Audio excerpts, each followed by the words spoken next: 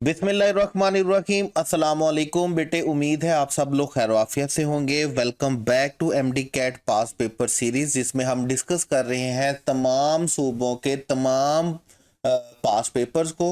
और अभी है हमारे पास बेटे बलूचिस्तान से एमडी कैट 2024 और MCQ 1 है हमारे पास। देखें, MCQ 1 स्टार्ट करने से पहले मैं आप लोगों का, आप सब बेटों और बेटियों का बहुत ही शुक्रिया अदा करना चाहता हूँ। शुक्रिया इस तरह अदा करना चाहता हूँ, वैसे मेरा बनता तो नहीं है क्योंकि मैं तो आप लोगों के लिए मेहनत कर रहा हूँ, तो शुक्रिया तो डेफिनेटली अल्टीमेटली आपने ही मेरा अदा करना है। लेकिन आप लोगों का शुक्रिया इसलिए अदा करना चाहता हूँ कि आप लोग ही मुझे मोटिवेट कर रहे हैं। आपके कमेंट्स, आपके जो मैसेजेस हैं, वो ही मुझे मोटिवेट कर रहे हैं कि मैं मज़ीद लेक्चर्स जो क्या करूं, रिकॉर्ड करूं और अपलोड करूं। बिलीव मी, मैं इंतहाई कामचोर और इंतहाई, जिसको हम पंजाबी में कहते हैं ना, हडराम आदमी हूँ। और ये आप लोग तो कुछ भी हडराम नहीं होंगे, आप तो कुछ भी कामचोर नहीं होंगे, आप तो कुछ भी लेज़ी नहीं होंगे जितना मैं लेज़ी हूँ, कामचोर हूँ और हडराम हूँ। लेकिन आप लोगों के जो मैसेजेस हैं ना, जो इतने प्यारे प्यारे मैसेजेस आप करते हैं और इतने प्यारे प्यारे जो कमेंट्स सारे बेटे और बेटियां करते हैं, बिलीव मी, ये आप लोगों के सिर्फ और सिर्फ कमेंट्स हैं और आप लोगों के मैसेजेस हैं जो मुझे मोटिवेट करते हैं, इनकरेज करते हैं ये लेक्चर रिकॉर्ड करने के। अदरवाइज मैं तो ऐसा बंदा एक दो लेक्चर रिकॉर्ड करके भूल जाऊं, बाद में फिर पता नहीं क्या बने क्या नहीं। बट अदरवाइज ये मुझे समझ में आ रही है कि आप लोगों की हेल्प हो रही है, आप लोगों की सपोर्ट हो रही है, आप लोगों को इन लेक्चर से बहुत कुछ सीखने को मिल रहा है। तो यही चीज़ मुझे मोटिवेट कर रही है इन लेक्चर्स को रिकॉर्ड करने में।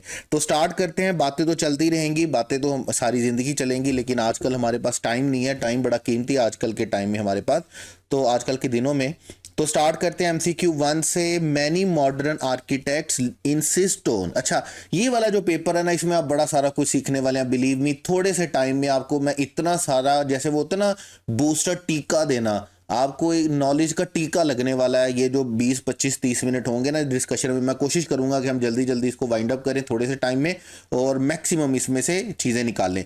तो देखिएगा, हमारे पास है इंसिस्ट ऑन। अब इंसिस्ट ऑन के बारे में याद रखिएगा, आपने ना एक पूरे का पूरा टॉपिक पढ़ा है और पूरे का पूरा टॉपिक आपने क्या पढ़ा है, जेरेंड वर्सेस इन्फिनेटिव। हमने पढ़ा ना जेरेंड वर्सेस इन्फिनेटिव। जेरेंड का मतलब क्या है हमारे पास, आईएनजी फॉर्म। इन्फिनेटिव का मतलब हमारे पास क्या है, 2 प्लस फर्स्ट फॉर्म।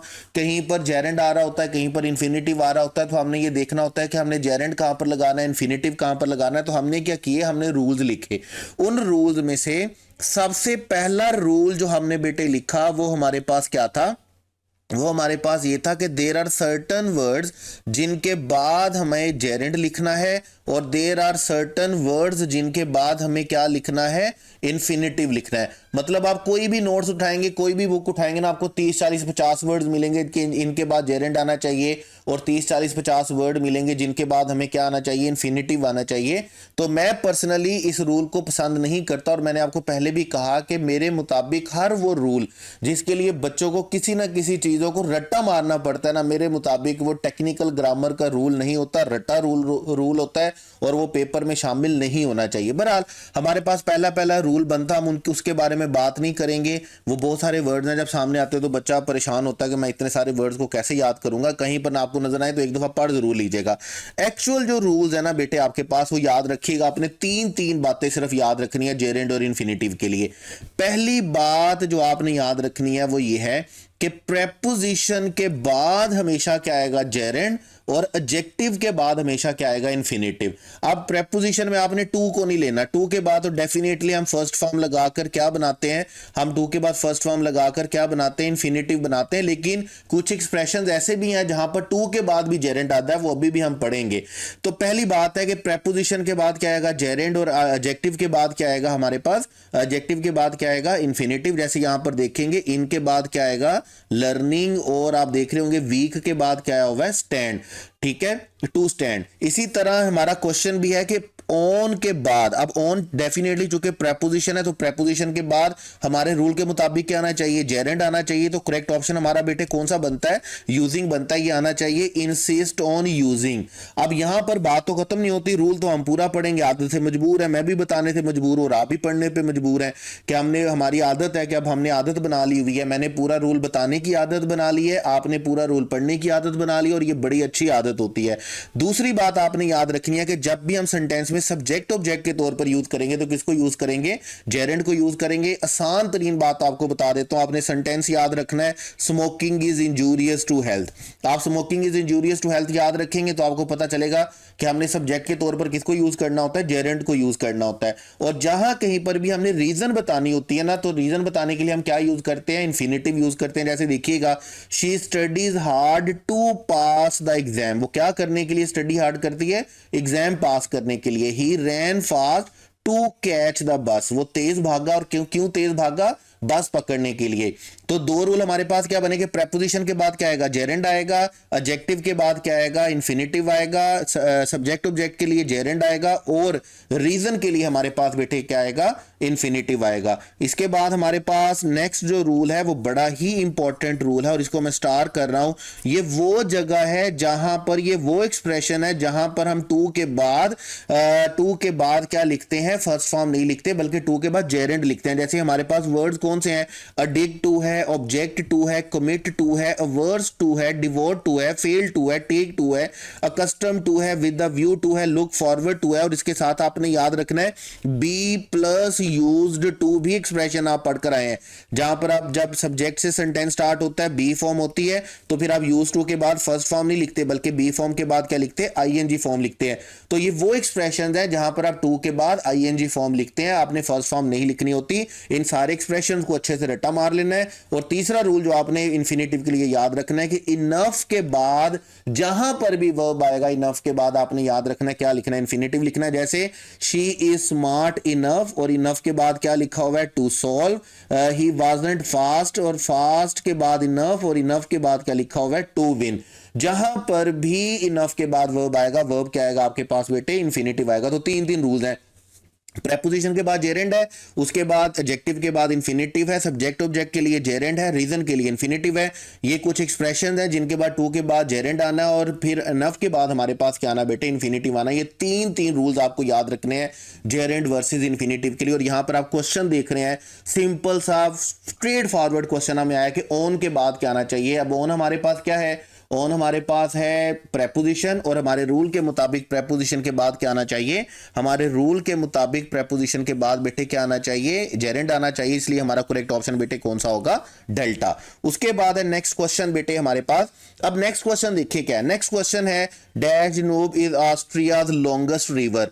अब ये जो डिस्कशन है ना, ये बच्चे क्यों पसंद कर रहे हैं, मुझे बात समझ में आ गई। वो बच्चे इसलिए बहुत ज्यादा पसंद इसलिए कर रहे हैं क्योंकि पूरी बात बताई जाती है और बच्चे भी पूरी बात पढ़ते हैं। जैसे अभी देखें, अगर मैंने सिर्फ जल्दी जल्दी से इसको टपाना हो ना, इसको स्किप करना हो, आगे लेकर के जाना हो, स्पीड मारनी हो, तो मेरा क्या सीधा सा रूल है, मैं कहूं बेटे याद रखिएगा, रिवर के नाम के साथ, सी के नाम के साथ, पैसिफिक के साथ हम क्या यूज करते हैं, ओशन के साथ, हम इन नामों के साथ क्या यूज करेंगे, डेफिनेट आर्टिकल यूज करेंगे। तो चूंकि हमें यहां पर सेंटेंस में बताया गया है कि ये रिवर का नाम है, इसलिए हमें यहां पर दा लिखना है, और करेक्ट ऑप्शन हमारे पास बेटे कौन सा होगा, चार्ली होगा। लेकिन पता क्या होता है, देखें मैं भी आपको बताऊं, मैं भी आदत से मजबूर हो गया हूं, पूरी बात बताने की आदत होगी, आपको पूरी बात सुनने की आदत होगी, तो हम जल्दी जल्दी क्या कर रहे हैं, हम डेफिनेट आर्टिकल को क्या कर रहे हैं, रिवाइज कर रहे हैं। देखें एक बात याद रखिएगा, डेफिनेट आर्टिकल की जब आप बात करेंगे तो डेफिनेट आर्टिकल में आपने क्या करना है, और एज यूजुअल आपको पता है कि जब भी हम पूरे मूड पे होते हैं ना, तो सबसे ज्यादा क्या होता है कि ये जो हमारा लैपटॉप है ना, ये हमें शरारतें हमारे साथ करनी शुरू कर देता। बहरहाल हमने कौन सा बाज आ जाना है, हमने भी इसको सांस तो लेने देना नहीं हमने भी। तो हमारे पास है, देखें हमारे पास क्या है, हम जल्दी जल्दी से अपने डेफिनेट आर्टिकल को क्या कर रहे हैं, रिवाइज कर रहे हो। डेफिनेट आर्टिकल को रिवाइज कैसे कर रहे हैं, देखिए याद रखिएगा, एक नए तरीके से आपको रिवाइज करवा रहा हूं, पढ़ा रहा हूं। डेफिनेट आर्टिकल है दा के 5 तरह के रूल्स होते हैं, हम इनको 5 सेक्शंस में डिवाइड कर रहे हैं। पहला सेक्शन है डेफिनेट आर्टिकल के वो रूल्स हैं जो नाउन से रिलेटेड है, दूसरे में जर्नल रूल्स हैं, तीसरे में वो रूल्स हैं जिनके साथ डेफिनेट आर्टिकल यूज नहीं किया जाता, तीसरे वो रूल्स हैं जिनमें हम कंटेक्चुअल यानी कि समटाइम्स हम उन चीज़ों के साथ आर्टिकल यूज़ कर रहे होते हैं और समटाइम उन चीज़ों के साथ आर्टिकल यूज़ नहीं कर रहे होते। और फिर हमारे पास डेफिनेट आर्टिकल के वो रूल्स हैं जो एडजेक्टिव से रिलेटेड है। तो 5 सेक्शन में हमने इनको क्या किया, डिवाइड कर लेते हैं ताकि हमारे लिए पढ़ना आसान रहे। अब देखें हमारे पास होता क्या है, नाउन से रिलेटेड कौन से रूल है। नाउन से रिलेटेड आपने 5 बातें याद रखनी है। कॉमन नाउन को प्रॉपर बनाने के लिए आर्टिकल लिखना है, प्रॉपर को कॉमन बनाने के लिए आर्टिकल लिखना है। जब भी लिसनर स्पीकर पहले से चीज को जानते होंगे, आपने डेफिनेट आर्टिकल लिखना है। किसी भी क्लॉज या फ्रेज को स्पेसिफाई करने के लिए आर्टिकल लिखना है। और जब भी आप एनिमल की पूरी रेस की बात करेंगे, before names of animal specially when use generally, जब जर्नली बात करेंगे तो डेफिनेट आर्टिकल लिखेंगे। जब पूरी रेस की बात करेंगे तो उसके साथ आर्टिकल यूज करने की जरूरत आपको आर्टिकल यूज करने की जरूरत है। जैसे हम बोलते हैं elephant is a faithful animal, तो हम पूरी नस्ल इंसानी की बात कर रहे होते तो हम elephant is a faithful animal नहीं बोलेंगे। हम क्या बोलेंगे, the elephant is the horse is the dog is a faithful animal. तो हमें उसके साथ जब पूरी नस्ल इंसानी की जर्नली बात करेंगे तो हमें उसके साथ आर्टिकल यूज करने की जरूरत है। अब उसके बाद देखें दूसरा सेक्शन हमारे पास कौन सा है। दूसरा सेक्शन है जिसमें आर्टिकल के वो रूल्स हैं जो जर्नल रूल्स हैं। जर्नल रूल्स क्या है, हम कहते हैं हम अल्लाह ताला के नामों के साथ आर्टिकल यूज करेंगे, हम होली बुक्स के नाम से पहले यूज करेंगे। वो कंट्री नेम जो के एब्रीवेशन होते हैं हम उनसे पहले लिखेंगे। हम द यूएसए द यूके लिखेंगे। जिन कंट्री नेम का प्लूरल होता है हम उनके साथ आर्टिकल लिखेंगे। द मालदीव्स होगा, द फिलिपाइंस होगा। उसके बाद हम कंट्री नेम जिनका पूरा नाम होता है, जैसे हम बोलेंगे the Islamic Republic of Pakistan. उसके बाद हम माउंटेन रेंज के साथ आर्टिकल यूज करेंगे। अदरवाइज सिंगल माउंटेन के साथ हमने आर्टिकल यूज नहीं करना होता, ये याद रखिएगा। यहां पर लिखा भी हुआ है माउंटेन रेंज के साथ आर्टिकल यूज करना है, सिंगल माउंटेन के साथ आर्टिकल यूज नहीं करना। डायरेक्शन के साथ आर्टिकल यूज करेंगे और लेकिन the is not use before direction. लेकिन तब आपने क्या करना है, जब डायरेक्शन को एडवर्ब के तौर पर यूज किया जाएगा ना, तब आपने उसको नहीं करना। असल में ये है क्या ना, ये हेडिंग्स है, मेरे आर्टिकल के नोट्स की हेडिंग है। मेरी बुक में से जो आर्टिकल का नोट, आर्टिकल का टॉपिक लिखा हुआ ना, उसकी हेडिंग उठा के ना मैंने इसको एक्सप्लेन तो नहीं किया ना, लेकिन बुक में क्या किया हुआ है कि हर रूल के साथ 4-5 एग्जांपल देके बाकायदा तौर पर उसको एक्सप्लेन किया गया। तो मैंने ये कोशिश किया कि हमारे पेपर के लिए डिस्कशन के लिए मैं जल्दी जल्दी से इन क्वेश्चन को क्या करूं, इन रूल्स को गो थ्रू करवा दूं। तो हम डायरेक्शन के साथ आर्टिकल यूज करते भी हैं और आर्टिकल यूज नहीं भी करते। जब डायरेक्शन से पहले, याद रखिएगा, जब डायरेक्शन से पहले, मैं आपको आसानी से बता देता हूं, जब डायरेक्शन से पहले क्या होता है, जब डायरेक्शन से पहले डायरेक्शन को एडवर्ब के तौर पर यूज किया जाता है ना, तो तब आपने इसके साथ आर्टिकल यूज नहीं करना है। उसके बाद देखिएगा, जब भी न्यूज़पेपर का नाम आएगा आपने आर्टिकल यूज करना है। लेकिन अब आपको पता है कि डॉन से पहले हम आर्टिकल यूज नहीं करते, क्योंकि डॉन का अपना मतलब ही क्या होता है, the starting of the day. ये ऐसा न्यूज़पेपर है जिससे पहले हम आर्टिकल यूज नहीं करते हैं। उसके बाद जब भी आपने कोई आइलैंड यूज करना है, कोई बे या गल्फ का नाम यूज करना है, आपने उसके साथ आर्टिकल यूज करना है। फेमस बिल्डिंग, मोनूमेंट्स और होटल के साथ आर्टिकल यूज करना है। Sea, rivers, mountain range, island, desert, canals and ocean, इन सब के साथ आपको आर्टिकल यूज करना है। म्यूजिकल इंस्ट्रूमेंट के साथ आर्टिकल यूज करना है। आपको पता है पास पेपर में क्वेश्चन आ चुका है। उसके बाद हिस्टोरिकल पीरियड्स हैं, सेंचुरीज हैं, डेकेड्स हैं, नेशनैलिटीज हैं, ग्रुप ऑफ पीपल है। उसके बाद आपके पास फेमस बुक्स हैं, डॉक्यूमेंट्स हैं, इंस्टीट्यूशन है। तो ये सारी वो चीजें हैं जिनके साथ आपको डेफिनेट आर्टिकल यूज करना है। देखिए ये सेक्शन 2 है। सेक्शन 1 आर्टिकल के वो रूल्स हैं जो नाउन से रिलेटेड है। सेक्शन 2 में आर्टिकल के वो रूल्स हैं जो जर्नल है, जो जिसका ताल्लुक किसी चीज से नहीं, बस हमने देखना है कि इन चीजों के साथ आर्टिकल यूज किया जाता है। उसके बाद 3rd नंबर पर हमारे पास 3rd सेक्शन में वो रूल्स हैं जो जिनके साथ आर्टिकल यूज नहीं किया जाता, मतलब लैंग्वेज के साथ आर्टिकल यूज नहीं किया जाता। अदरवाइज इसके अलावा आपको जो चीज भी बताई जाती है ना, जैसे देखिए गौर से सुनिएगा, आपको बताया जाता है एब्स्ट्रैक्ट नाउन के साथ आर्टिकल यूज नहीं करना, मेटल से पहले आर्टिकल यूज नहीं करना, फूड ग्रेन से पहले आर्टिकल यूज नहीं करना, मील से पहले आर्टिकल यूज नहीं करना, गेम से पहले आर्टिकल यूज नहीं करना, कलेक्टिव नाउन से पहले आर्टिकल यूज नहीं करना। ये याद रखिएगा, ये सारे के सारे रूल्स डिपेंड करते हैं कि आप उसको सेंटेंस में कैसे लिख रहे हैं। अगर आप उसको सेंटेंस में कॉमनली ट्रीट कर रहे हैं तो फिर आप किसी भी एब्स्ट्रैक्ट नाउन को, मेटल को, फूड को, मील को, गेम को और कलेक्टिव नाउन को के साथ डेफिनेट आर्टिकल यूज नहीं करेंगे। लेकिन अगर आप इनको स्पेसिफाई कर रहे हैं तो फिर आपने ये नहीं देखना कि वो नाउन की कौन सी काइंड है, आपने उसके साथ डेफिनेट आर्टिकल यूज करना ही करना है। याद रखिएगा, ऐसा बिल्कुल नहीं है। जैसे फर्ज करें, अगर मैं आपसे कह देता हूं कि बेटे ड्रीम एब्स्ट्रैक्ट नाउन और ड्रीम के साथ साथ डेफिनेट आर्टिकल नहीं आएगा, तो ये बिल्कुल गलत है।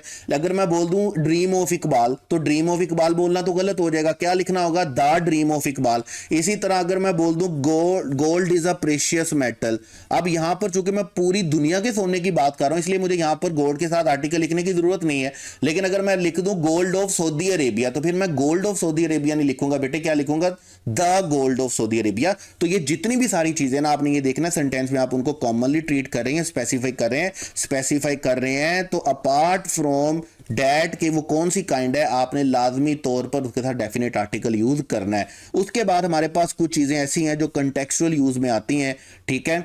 जैसे इनमें से सिर्फ एक रूल मैं आपको बता देता हूं, बाकी रूल की डिटेल में आपको जाने की जरूरत नहीं है क्योंकि वो विदाउट डिटेल नोट्स मैं आपको नहीं समझा पाऊंगा। देखें कुछ चीजें हमारे पास ऐसी होती हैं जिनमें हमारे पास है इंस्टीट्यूशन है, स्कूल है, हॉस्पिटल है, प्रिजन है, चर्च है, कोर्ट है। इसी तरह हमारे पास वर्ड होता है, बैंक का वर्ड होता है। ये वो वर्ड्स हैं जो सेंटेंस में दो तरह से यूज किए जाते हैं। एक तो ये प्राइमरी पर्पस के लिए यूज किए जाते हैं और दूसरा ये यूज किए जाते हैं किसके लिए, बिल्डिंग के तौर पे। जैसे फर्ज करें मैं आपको जल्दी जल्दी से दो सेंटेंसेस लिखवा देता हूं, आपको सारी जिंदगी के लिए ये रूल याद रह जाएगा।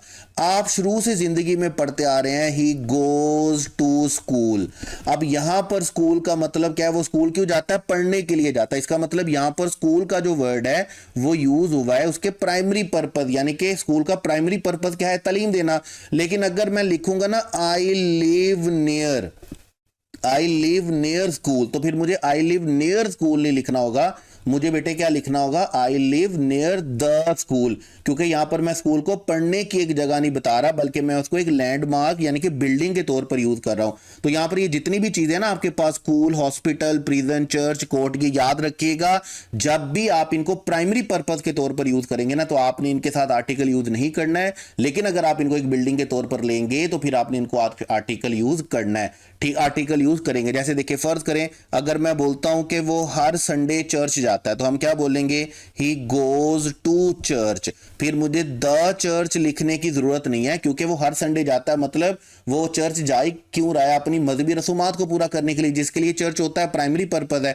लेकिन अगर मैं बोलता हूं कि गली की नुक्कड़ के ऊपर चर्च है, सड़क के ऊपर चर्च है, तो ऐसी सूरत में मैं ऐसा नहीं बोलूंगा there is a church on the corner of, there is a church, मैं यहां पर तो आर चर्च ही आएगा। लाइक मैं अगर चर्च को किसी ऐसे सेंटेंस में लिखूं जहां पे डेफिनेट आर्टिकल, जैसे मैं बोलता हूं कि यार मेरा घर चर्च के पास है या मैं चर्च के करीब रहता हूं, तो मैं क्या बोलूंगा, my house is near church नहीं लिखूंगा, मैं क्या लिखूंगा, my house is near the church. फिर मैं बिल्डिंग के तौर पे ले रहा हूं, लैंडमार्क के तौर पे ले रहा हूं। उसके बाद पांचवा सेक्शन जो है बेटे याद रखिएगा, ये डेफिनेट आर्टिकल के वो रूल्स होते हैं जो हम एडजेक्टिव से रिलेटेड होते हैं। और मैं आपको बताऊं अगर मैं अपनी पसंद की बात करूं तो मैं यही पसंद करूंगा कि अगर पेपर में क्वेश्चन बनाया जाए, पेपर में क्वेश्चन बने तो एडजेक्टिव के रूल्स में से बनना चाहिए या नाउन के रूल्स में, या जर्नल को एक आधा रूल है जो उसमें से बना ले। जैसे देखिए हमने पढ़कर आए हैं कि डेफिनेट ऑर्डिनल नंबर जो हमारे पास होते हैं, first, second, third, fourth, fifth, उनसे पहले हमें क्या लिखना होता है, डेफिनेट आर्टिकल लिखना होता है। हमने क्या करना होता है, एडजेक्टिव का प्लूरल बनाने के लिए, जैसे हमने पास पेपर में डिस्कस भी किया, पुअर सिंगुलर होगा लेकिन द पुअर क्या होगा, प्लूरल होगा। जब भी आपने किसी एडजेक्टिव का प्लूरल बनाना है तो एडजेक्टिव का प्लूरल बनाने के लिए क्या आता है, द आता है, होल से पहले द आता है, बोथ के बाद द आता है, ऑलमोस्ट ऑल द लिखते हैं हम प्रॉपर एडजेक्टिव के साथ आर्टिकल लिखते हैं। जैसे हम बोलते हैं चाइनीज मशीनरी, तो द चाइनीज मशीनरी लिखेंगे। इसी तरह अगर हम लिखेंगे पर्शियन कारपेट, तो फिर हम पर्शियन कारपेट नहीं लिखेंगे, हम क्या लिखेंगे, द पर्शियन कारपेट। फिर हम कंपैरेटिव डिग्री के साथ यूज करते हैं। ऑफ की सूरत में हम अगर एक ही सेंटेंस में दो कंपैरेटिव डिग्री यूज करें तो वहां पर भी हम यूज करते हैं the higher you go the cooler it is. इसके बाद हम यूज करते हैं डेफिनेट आर्टिकल को सुपरलेटिव डिग्री के साथ। आप ये सारे रूल्स पढ़कर आए हैं, ये डेफिनेट आर्टिकल के वो रूल्स हैं जहां पर डेफिनेट आर्टिकल कहां पर यूज होता है, एडजेक्टिव के साथ यूज होता है। तो ये आपके लिए बड़ा आसान होगा अगर आप इसको इस सेक्शन में डिवाइड करके पढ़ लेते हैं। देखिए अगर आपके पास काफी सारे दिन होते ना तो मैं आपको जरूर कहता कि बेटे मेरी बुक में से जो आर्टिकल का क्वेश्चन, आर्टिकल का टॉपिक है उसको डिटेल से पढ़ लें, उसमें हर एक एक रूल को चार पांच एग्जाम्पल्स के साथ उर्दू में और इंग्लिश में एक्सप्लेन किया गया है। लेकिन अभी चूंकि आपके पास टाइम नहीं है और हमने इतनी डिटेल में जाना भी नहीं है, तो मैंने पूरी कोशिश की है कि मैं थोड़े से टाइम में ना आपको पूरे का पूरा डेफिनेट आर्टिकल क्या करूं, रिवाइज करवा दूं। तो ये 5 सेक्शन है हमारे पास डेफिनेट आर्टिकल के। बहरहाल यहां के लिए हमारे पास करेक्ट ऑप्शन बेटे कौन सा होने वाला है, चूंकि रिवर का नाम है और रिवर के नाम से पहले डेफिनेट आर्टिकल आता है, तो हमारा करेक्ट ऑप्शन बेटे कौन सा चलेगा, चार्ली। उसके बाद है बेटे हमारे पास नेक्स्ट क्वेश्चन हेगोमनी। हेगोमनी हमारे पास बेटे क्या होता है, याद रखिएगा, ये कुछ वर्ड मैंने आपके लिए निकाले थे। हेगोमनी होता है लीडरशिप और डोमिनेंस, और चूंकि हमने एंटोनिम निकालना है तो हेगोमनी का मतलब हमारे पास क्या होता है जी, लीडरशिप और डोमिनेंस। तो इसका एंटोनिम हमारे पास क्या बनेगा, lack of authority, lack of leadership, lack of dominance. अब यहां पर तक तो ठीक है, लेकिन ये कुछ और वर्ड्स हैं, ये याद रखिएगा, आपके काम आएंगे। टेस्टिमनी को हम क्या बोलते हैं बेटे, statement made on the road. जब भी कोई हलफ उठाता है तो हम हलफ उठाने को क्या बोलते हैं, टेस्टिमनी। पार्सिमनी बड़ा अच्छा वर्ड है। कंजूसी को हम बोलते हैं सरमनी, हम किसी भी फेस्टिवल इवेंट को बोलते हैं, रिचुअल को बोलते हैं। मैट्रिमनी आपको पता है रिलेटेड टू मैरिड होता है। एक्रीमनी, ये जो सारे वर्ड्स है ना, यहां पर आपने क्या करना है, रुक जाना है, वीडियो को पॉज करना है और पॉज करके इस सारे के सारे जो वर्ड्स हैं इनको एक दफ़ा देख लेना अच्छे से। बड़े बड़े अच्छे वर्ड मिलेंगे, जैसे आपके पास इनमें वर्ड है मोनोटनी। मोनोटनी हम किसको बोलते हैं, जब आपकी रूटीन एक जैसी रहती है, जब चीज़ें एक जैसी रहती है, जिसमें कोई उतार चढ़ाव नहीं होता, जिसमें कोई वैरायटी नहीं होती, तो चीज़ें डल हो जाती है, उसको हम क्या बोलते हैं, मोनोटनी बोलते हैं। तो इन सारे वर्ड्स को यहाँ पर आपने पॉज करके वीडियो को एक दफ़ा सारे वर्ड्स को पढ़ लेना और इनकी एक्सप्लेनेशन को पढ़ लेना है। बहरहाल यहाँ के लिए हमारे पास जो बेटे करेक्ट ऑप्शन आएगा वो क्या आएगा, चार्ली आएगा। उसके बाद है ही इजंट गुड डैश फ्रेंच। ठीक है, हम पहले भी हमारे पास 2022 में भी क्वेश्चन आया तो हमने कहा शी इज गुड एट।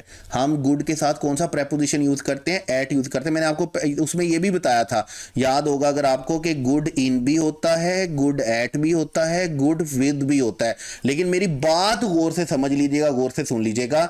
बोलने में सुनने में चाहे गुड इन अच्छा लग रहा हो, गुड विद अच्छा लग रहा हो, पेपर में क्या होता है, ज्यादातर क्वेश्चन जो पूछा जाता है वो गुड एट का ही पूछा जाता है, बैड एट का ही पूछा जाता है। तो यहां पर भी ही इजंट गुड इन फ्रेंच या टू फ्रेंच या फ्रेंच नहीं होगा, बल्कि हमारे पास क्या होगा, एट फ्रेंच होगा। और फिर आपको ये भी याद होगा कि मैंने आपको कुछ वर्ड्स भी बताए थे एट के साथ, जो जिनके साथ एट आता है, जैसे गुड एट होता है, बैड एट होता है, क्लेवर एट होता है, quick at, slow at, skilled at, brilliant at और होपलेस एट। याद करना बड़ा आसान होता है ना। याद करना कैसे होता है, गुड बैड तो आपको याद हो गए, क्विक स्लो भी आपको याद होना चाहिए। उसके बाद क्लेवर है आपके पास वर्ड, और कौन सा वर्ड है, स्किल्ड है, ब्रिलियंट है और क्या है, होपलेस है। तो इन सारे वर्ड्स के साथ आप देख रहे होंगे कौन सा प्रेपोजिशन आ रहा है आपके पास, एट। तो यहां पर भी हमारे पास गुड के साथ कौन सा प्रेपोजिशन आएगा, एट। और हमारा करेक्ट ऑप्शन बेटे कौन सा चलेगा, अल्फा। उसके बाद नेक्स्ट क्वेश्चन है बेटे हमारे पास, when I dash him Rahul dash cricket. मैंने आपको पहले भी बोला, देखिए ये पेपर में राहुल नहीं था, ये पेपर में था रऊफ। ठीक है, ये टाइपिंग एरर है, रऊफ है। उसके बाद देखिए मैंने आपको पहले भी बोला कि व्हेन के साथ आपने 3 स्ट्रक्चर याद रखने हैं। 2022 के पेपर में आपके पास क्वेश्चन था, when I open my eyes I dash a strange side. अब यहां पर आपके पास क्या है, पास्ट इंडेफिनिट, और पास्ट इंडेफिनिट के साथ आपने यहां पर क्या लिखा था, आई सा अ स्ट्रेंज साइड। जैसे ही मैंने आंखें खोली मैंने एक अजीब नजारा देखा। यहां पर दोनों सेंटेंस, जो दोनों क्लॉजेस का जो टेंस है वो आपके पास क्या था, पास्ट इंडेफिनिट। लेकिन मैंने आपको बताया था व्हेन के साथ आपने याद रखना है, पास्ट इंडेफिनिट के साथ पास्ट इंडेफिनिट भी होगा, पास्ट इंडेफिनिट के साथ पास्ट कंटीन्यूअस भी होगा, पास्ट परफेक्ट भी होगा। जैसे देखिएगा, when I dash him Rauf dash cricket. अब कहता है व्हेन आई सा हिम, जब मैंने उसको देखा, रऊफ डैश क्रिकेट का मतलब क्या है कि Rauf was playing cricket. Rauf क्या कर रहा था, क्रिकेट खेल रहा था। लेकिन अभी अगर मैं सेंटेंस बोलता हूं, मैं बोलता हूं कि जब मैं कमरा में दाखिल हुआ, क्लासरूम में दाखिल हुआ, तो बच्चों ने अपना पेपर हल कर लिया हुआ था। ठीक है, जो लास्ट टाइम भी मैंने आपको एग्जांपल बोली। तो अगर मैं सेंटेंस बोलूंगा, when I entered the classroom, जब मैं क्लासरूम में गया, मैं क्लासरूम में एंटर हुआ, तो आगे क्या हुआ जी, द स्टूडेंट्स। अब मुझे यहां पर कौन सा टेंस लिखना होगा, मुझे यहां पर पास्ट परफेक्ट लिखना होगा। The students had solved, the student had solve the question. तो याद रखिएगा, व्हेन के साथ जब आपके पास पास्ट इंडेफिनिट आएगा, तो इस पास्ट इंडेफिनिट के बाद पास्ट इंडेफिनिट भी आ सकता है, पास्ट कंटिन्यूस भी आ सकता है और पास्ट परफेक्ट भी आ सकता है। इट डिपेंड्स ऑन सेंटेंस के कॉन्टेक्स्ट पे डिपेंड करता है। बहरहाल यहां के लिए हमारे पास करेक्ट ऑप्शन बेटे कौन सा चलेगा? चार्ली। उसके बाद है हमारे पास what is opposite of chaotic. Chaotic आपको पता है कायोस से वर्ड निकला है और कायोस का मतलब हमारे पास क्या होता है? कायोटिक का या कायोस का मतलब हमारे पास क्या होता है? डिसऑर्डर। ठीक है, हल्लड़ गुल्लड़ को हम बोलते हैं जब सारी चीज़ें डिसअरेंज होती हैं, जब सारा कुछ खराब होता है, मामला सारा सिस्टम डिस्टर्ब होता है, डिस्टर्बेंस को हम क्या बोलते हैं? कायोस बोलते हैं, कायोटिक बोलते हैं। और जब हम इसका ऑपोजिट देखेंगे तो इसका ऑपोजिट डेफिनेटली हमारे पास क्या बनेगा? ऑर्डरली। जब हर चीज़ एक सिस्टम में हो, जब हर चीज़ अरेंज हो, सिस्टमेटिक हो, तो उसको हम क्या बोलेंगे बेटे? ऑपोजिट बोलेंगे किसका? कायोटिक का। तो करेक्ट ऑप्शन हमारे पास बेटे कौन सा चलेगा? बीटा। उसके बाद नेक्स्ट क्वेश्चन है हमारे पास इफ डैश द मैच। अब देखें, जब आप कंडीशनल सेंटेंसेस की बात करते हैं ना तो याद रखिएगा वैसे 6 कंडीशनल सेंटेंसेस होते हैं। 2 कंडीशनल सेंटेंसेस आपके लेवल पर नहीं पढ़ाए जाते, जैसे आपके पास मिक्स्ड कंडीशन 1 और मिक्स कंडीशन 2 है। ये अभी तक पेपर में कभी दिए नहीं गए हैं। ठीक है, तो 4 स्ट्रक्चर ये आप पढ़ते हैं। 0 कंडीशन है, फर्स्ट कंडीशन है, सेकंड कंडीशन है, थर्ड कंडीशन है। 0 कंडीशन में आपकी दोनों क्लॉजेस किस में जाती हैं? प्रेजेंट सिंपल में। उसके बाद फर्स्ट कंडीशन में पहली सिंपल प्रेजेंट में जाती है, दूसरी किस में जाती है? विल प्लस फर्स्ट फॉर्म यानी कि फ्यूचर इंडेफिनिट में। सेकंड कंडीशन में पास्ट इंडेफिनिट के बाद आपने क्या लिखना होता है? Would plus first form. और थर्ड कंडीशन में आपने पास्ट परफेक्ट के बाद क्या लिखना होता है? वुड है प्लस थर्ड फॉर्म। लेकिन ये जो वुड का वर्ड है ना, मैं आपको चीख चीख के बताता रहा हूं, शुरू से याद रखिएगा। इस वुड के वर्ड को रिप्लेस किया जा सकता है किसके साथ? शुड के साथ। इसको रिप्लेस किया जा सकता है कुड के साथ। इसको रिप्लेस किया जा सकता है माइट के साथ और टू के साथ। इसको रिप्लेस किया जा सकता है मस्ट के साथ, लेकिन इसको रिप्लेस नहीं किया जा सकता मे के साथ या कैन के साथ, क्योंकि वो प्रेजेंट वर्ड्स होते हैं। तो जहां पर भी कंडीशनल सेंटेंस आएगा तो आपके पास ये 4 लाइन है सिर्फ याद करने के लिए। मुफ्ती का एक नंबर होता है। और इन्वर्जन आ जाती तो वो आप जो समझते ही हैं कि आपने 0 कंडीशन की इन्वर्जन बनानी नहीं होती। फर्स्ट कंडीशन की इन्वर्जन आपके पास किसके साथ बनती है? शुड के साथ बनती है। और शुड के साथ कौन सी फॉर्म आती है? First form. सेकंड की इन्वर्जन किसके साथ बनती है? वर। और वर के साथ कौन सी फॉर्म आती है? 2 प्लस फर्स्ट फॉर्म। दरमियान में सब्जेक्ट तो आना ही है। और थर्ड में आपके पास इन्वर्जन किसके साथ बनती है? हैड। और हैड के साथ कौन सी फॉर्म आती है? Third form. मैं आपको इन्वर्जन पहले भी बोल चुका। तो यहां पर आपके पास करेक्ट ऑप्शन बेटे क्या होगा? If I dash. अब आगे क्या लिखा हुआ है? Will go. विल का मतलब क्या है? फ्यूचर इंडेफिनिट लिखा हुआ है, तो यहां पर क्या आना चाहिए? Present indefinite. और प्रेजेंट इंडेफिनिट हमारे पास कौन सा बनेगा बेटे? अल्फा। आई विल विन नहीं होगा, शैल विन नहीं होगा, आई विन्स वैसे स्टैंड नहीं करता, तो करेक्ट ऑप्शन हमारे पास क्या बनेगा? अल्फा। उसके बाद नेक्स्ट क्वेश्चन है बेटे हमारे पास there was a surprising story in the newspaper about the dash car. अच्छा, अब देखिए अबाउट द मैन। अब यहां पर बात किसकी हो रही है? पर्सन की। रिलेटिव प्रोनाउन मैंने आपको बोला कि ये मेरा पर्सनल चॉइस होती है, ये मेरी पर्सनल ख्वाहिश होती है कि अगर प्रोनाउन में से क्वेश्चन बने तो वो रिलेटिव प्रोनाउन में से बनना चाहिए। देखें, रिलेटिव प्रोनाउन क्या होता है? जब हम किसी चीज को पॉइंट आउट कर रहे होते हैं तो हम रिलेटिव प्रोनाउन यूज करते हैं। टाइम को पॉइंट आउट करने के लिए हम क्या यूज करते हैं? व्हेन। प्लेस को पॉइंट आउट करने के लिए हम क्या यूज करते हैं? वेयर। ह्यूमन बीइंग को यानी कि पर्सन को पॉइंट आउट जब हम करते हैं तो हमने ये देखना होता है कि हम उसको किसके तौर पर पॉइंट कर रहे हैं, पॉइंट आउट कर रहे हैं। As a subject point out कर रहे हैं तो हम क्या लिखेंगे? Who. As an object point out कर रहे हैं तो हम क्या लिखेंगे बेटे उसके लिए? होम। और अगर हम पोजेशन के लिए पॉइंट आउट कर रहे हैं ना, जैसे इस सेंटेंस में हम कर रहे हैं, तो हम उसके लिए क्या लिखेंगे? हुज लिखेंगे। ऑब्जेक्ट के लिए अदर देन ह्यूमन बीइंग के लिए हम डैट का वर्ड लिखते हैं और हम विच का वर्ड लिखते हैं। तो इस पूरी बात को मिलाकर हम क्या बोलते हैं? रिलेटिव प्रोनाउन बोलते हैं। और ये भी मैंने आपको बताया था, डैट और विच याद रखिएगा।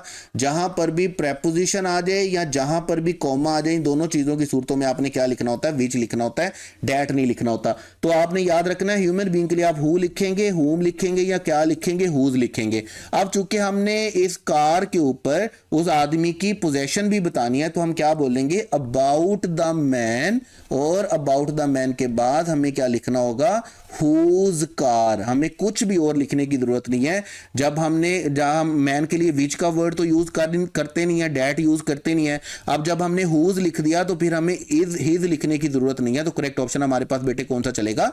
डेल्टा। इस पूरी बात को याद रखिएगा, इसको हम क्या बोलते हैं? Relative pronoun. उसके बाद नेक्स्ट क्वेश्चन है बेटे हमारे पास we are committed to providing excellent customer service that ensuring a positive experience. अब देखिए यहां पर जो हमारे पास करेक्ट ऑप्शन आएगा वो हमारे पास कौन सा आएगा, देयर बाय।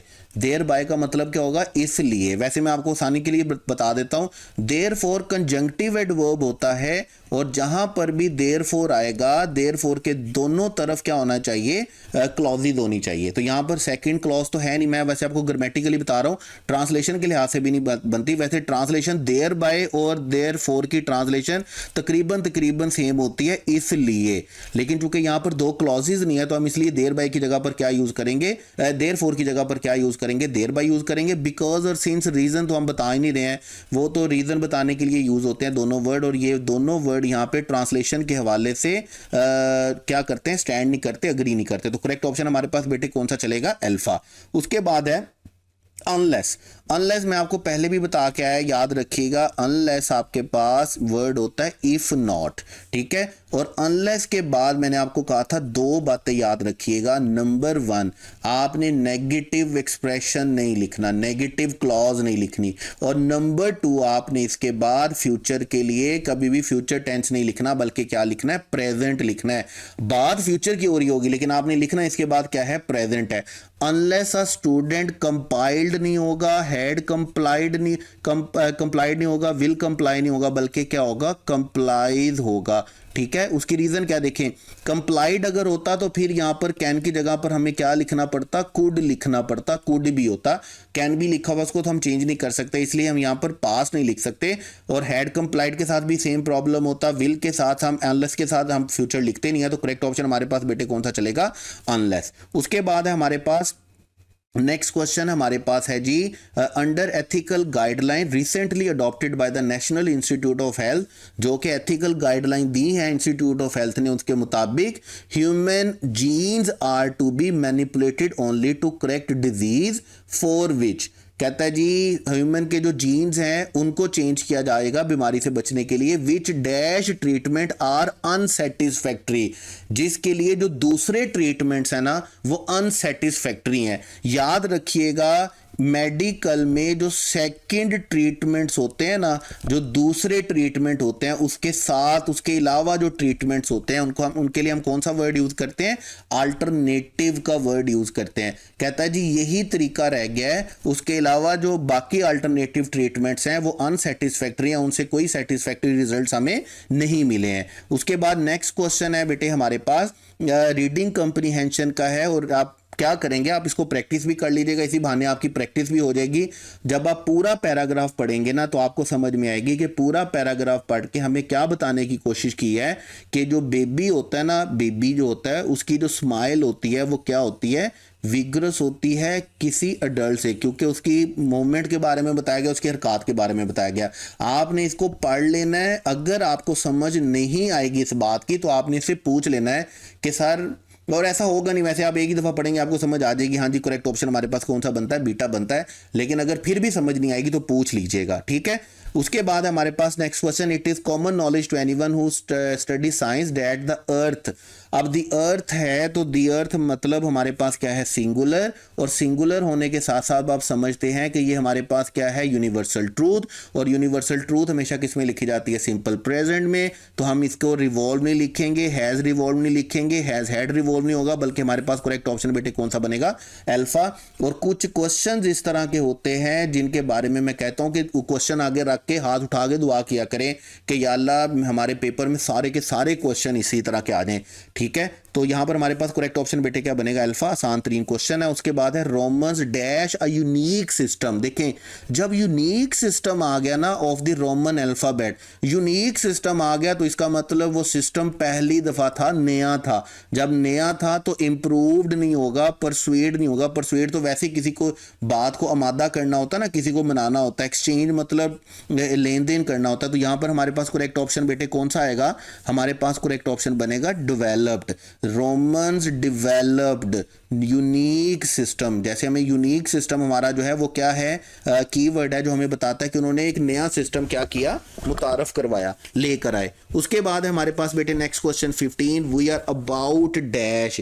ये याद रखिएगा, जैसे हमारे पास होता ना इज गोइंग टू, और इसका पास्ट हमारे पास होता है वाज वर गोइंग टू, वैसे ये एक्सप्रेशन हमारे पास क्या होता है, बी प्लस गोइंग टू, और गोइंग टू के बाद वर्ब की कौन सी फॉर्म आती है, फर्स्ट फॉर्म आती है। जैसे मैं ये करने वाला हूँ, जैसे मैं बोलता हूँ कि यार मैं ना नया मोबाइल लेने वाला हूँ, तो मैं बोलूँगा I am going to buy a new mobile. इसी तरह हमारे पास अबाउट टू होता है, और अबाउट टू के साथ भी हमें वर्ब की कौन सी फॉर्म, डेफिनेटली जब टू आ गया तो वर्ब की कौन सी फॉर्म लिखनी होगी, फर्स्ट फॉर्म लिखनी होगी। ठीक है, जिस तरह गोइंग टू के बाद हम फर्स्ट फॉर्म लिखने हैं। जैसे इसी बात को मैं कैसे बोल सकता हूं, I am about to buy a new mobile, I am going to buy a new mobile. दोनों सूरतों में मैं गोइंग के बाद और अबाउट के बाद क्या लिखूंगा, टू प्लस फर्स्ट फॉर्म लिखूंगा। तो यहां पर हमारे पास करेक्ट ऑप्शन बेटे कौन सा बनेगा, करेक्ट ऑप्शन इज अल्फा। याद रखना है अबाउट के बाद आपको क्या लिखना है, टू प्लस फर्स्ट फॉर्म। बिल्कुल इसी तरह जिस तरह आपको बी प्लस गोइंग के बाद क्या लिखना होता है, टू प्लस फर्स्ट फॉर्म लिखनी होती है, इन्फिनिटिव लिखना होता है। उसके बाद आपके पास चलेगा जी पैराग्राफ का छोटा सा 2 लाइन का क्वेश्चन है, all waited in form avoid of darkness and left in the fullness of light kind और partially blind patients who received the gift of the sight through cornea transplant of eyes. अब ये पूरी बात समझकर हमें जो बात समझ में आती है ना कि यहाँ पर किसकी बात हो रही है, किसको रेफर किया जा रहा है, वो रेफर किया जा रहा है जी those who sought eye treatment. तो करेक्ट ऑप्शन हमारे पास बेटे कौन सा चलेगा, डेल्टा। पढ़ लेना है, जो बात अगर फिर भी समझ में नहीं आएगी, पल्ले नहीं पड़ेगी तो पूछ लेना है। चरसी भंगी नशई बन के बैठे नहीं रहना, वट्टे बन के नहीं बैठे रहना, पत्थर बन के नहीं बैठे रहना। उसके बाद नेक्स्ट है हमारे पास, और नेक्स्ट क्वेश्चन है हमारे पास 17। ठीक है, choose the word which is similar in meaning. Rayon हम किसको बोलते हैं, रूल को हम बोलते हैं, हुकूमत को हम बोलते हैं, गवर्नमेंट को हम बोलते हैं। डैम्प तो हम किसको बोलते हैं, मॉइस्ट को बोलते हैं, नमी को बोलते हैं। टसल हम किसको बोलते हैं, सम सॉर्ट ऑफ फाइट को बोलते हैं, नोकझोंक को बोलते हैं।